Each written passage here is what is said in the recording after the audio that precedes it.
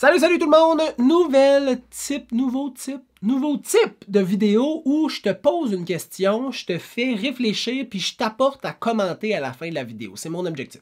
Les rénovations avant la vente, nécessaires ou gaspillage? Là, il y a trois affaires. Il y a rénovation, il y a entretien nécessaire puis il y a home staging. Survolons les 3 points.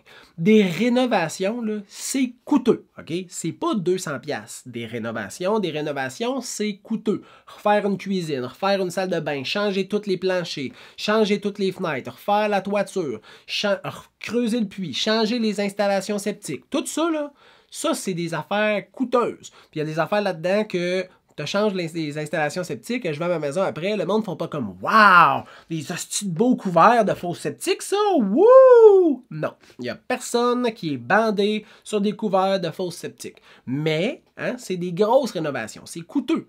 Le retour sur investissement, le ROI, de ces investissements-là à l'intérieur d'une propriété n'est souvent pas 100%. Si tu mets, exemple, là, des installations septiques pour 30 000$, ça ne veut pas dire que tu peux vendre ta propriété 30 000$ de plus. Si tu fais des rénovations, en plus de ça, tu ne fais pas pour toi. Tu es fait pour l'acheteur. Fait que si toi, t'aimes ça en sacrament, une salle de bain rétro-métro, rose et vert, ça se peut que ça soit pas une bonne idée.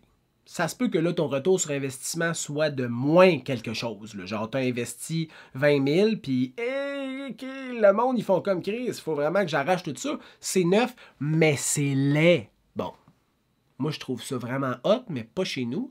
Fait que le monde, ça se peut qu'il ait la même réaction. C'est hot, mais pas chez nous. Fait que faut que tu gardes l'acheteur en tête.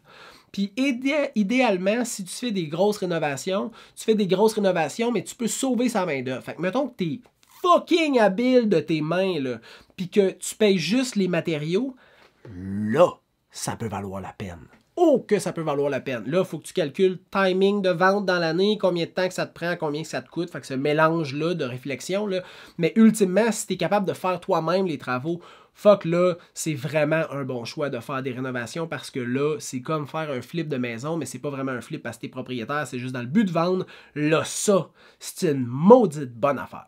Fait que ça, c'est pour les rénovations. Les entretiens nécessaires, ça, c'est quelque chose que tu vas faire qui va être peu coûteux, mais qui va faire un sacrifice de différence sur le regard des acheteurs envers ta personne. Fait que, mettons, là, tu rentres d'une maison, puis c'est sale, il y a des trous dans les murs, il y a des pocs, il manque une poignée, ça pue. Mettons, là. Les gens vont se dire « Hi, propriétaire ordinaire. » Fait qu'imagine comment il a mal entretenu sa maison s'il n'est pas capable de faire les petits entretiens. Comment tu penses qu'il est capable de faire les gros entretiens? De la même façon, tout croche.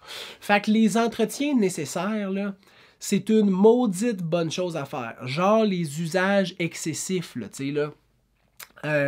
Des POC sur des plaintes, mettons. Là, je te parle de POC, là, comme dans Chris, il y en a beaucoup. Là. Genre, ton enfant avait un petit camion, puis il s'est donné avec son petit camion. Là, là.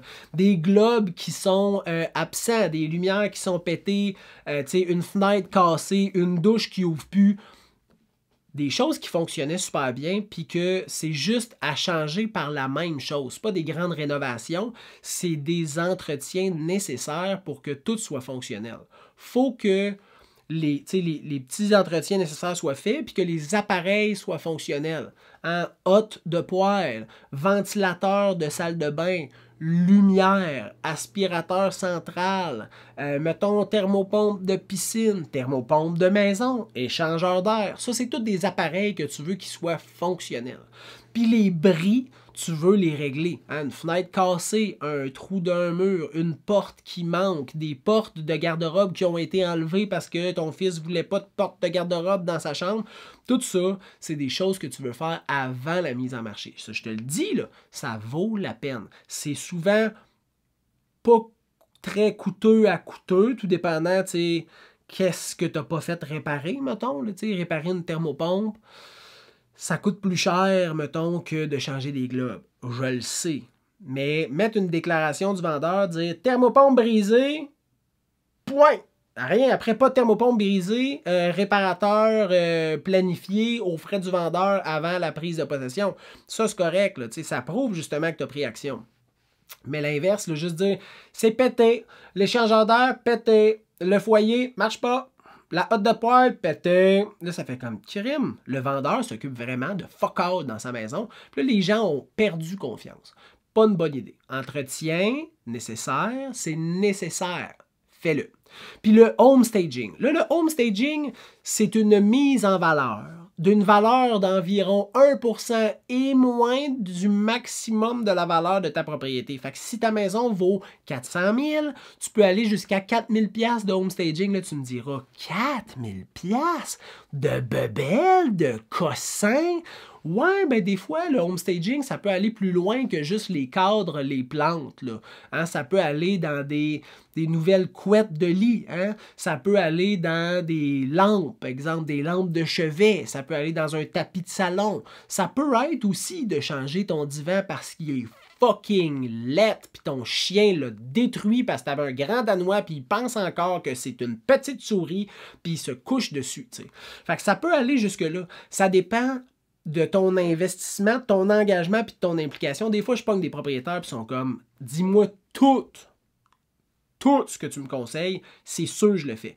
J'ai d'autres propriétaires qui me disent comme ouais, le minimum possible. Là, on se concentre sur cadre plante. Là. Mais des fois, c'est comme on va faire une belle grande préparation. Puis je te dis, c'est payant. J'ai vu des jumelés, mettons, là, listés à 350 000, vendus à 415, 420, 435 parce que le monde rentre puis ils font comme Chris, j'achèterais tout ce qu'il y a dans la maison. C'est parfait, c'est magnifique. C'est comme si tu rentrais au Ikea, mais tu peux acheter à la maison. Fait que si ça peut te donner plus d'argent, les rénovations, l'entretien nécessaire, le home staging, est-ce que c'est du gaspillage ou de l'investissement? Marque-moi ça en commentaire, peu importe le réseau social que tu utilises pour m'écouter, puis je suis content que tu aies écouté la capsule. C'est le fun de faire ça, c'est différent. Ça fait quand même 4-5 ans, là, ça fait plusieurs centaines de vidéos que je fais, mais j'ai encore plein de choses à te dire pour réussir à te donner tous les outils et les stratégies nécessaires pour la réalisation du plein potentiel de tes rêves immobiliers. Je te souhaite une bonne fin de journée et on se revoit bientôt. Bye bye!